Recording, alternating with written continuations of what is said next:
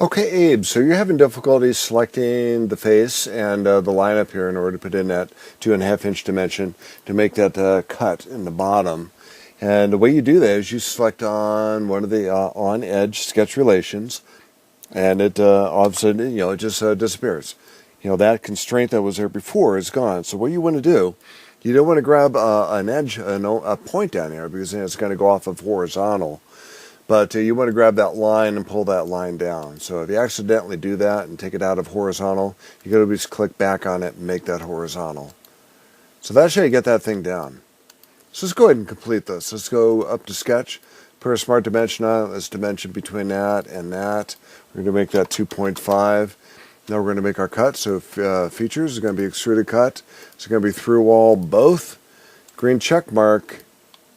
And now you got something really goofy down here. So if you take a look at that, it's kind of going off at an angle. If we right click on this and take a look at that, at the preview of that, look at that sideways, now you can see what we're doing because that face is angled, so it was a cut. Now there's a way to do that by going inside of this and giving it a specific direction. But let's do this. This would be better if we did this.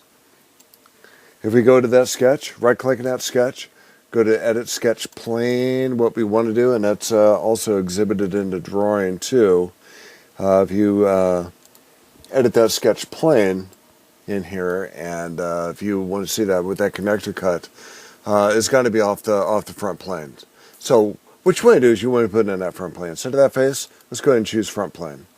So we're going to go ahead and choose front plane, go to the green check mark.